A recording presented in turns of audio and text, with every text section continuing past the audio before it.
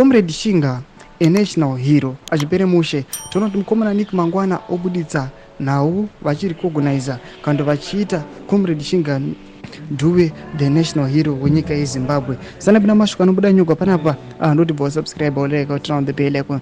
Vanhu vakaona ma different versions ekufa kwa Shinga Dube. Vanhu vakati aiwa inyaya kuti angada against the regime kana kuti the ruling party, but panapa paribuda nhonyo kwechinzi in recognition of his outstanding role in the struggles for the independence of Zimbabwe and that of several nations in our sub-region, and for the starting work of diligently executed in the service of his people both before and after independence, the ruling ZANU-PF Politburo has seen it to fit and proper to declare Comrade Shinga Dube a national hero, so he is properly honored and remembered, and so he is appropriately rested alongside his luminary peers.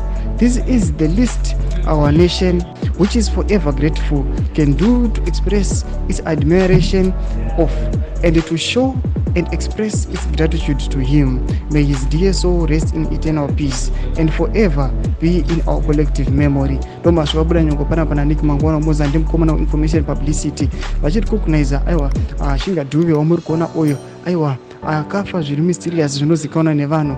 Vanhu vakabuda nemaversions avo vachidescribe mafiro ake, vamwe vachiti aiwa zvazvakaplaniwa, vamwe vati aiwa inguva yake angava ne long term sickness. Kuti zai mafunguro enyu muri kudii pamusoro pechitiko ichi, kuna kumene section medu musaro subscribe like, turn on the bell icon.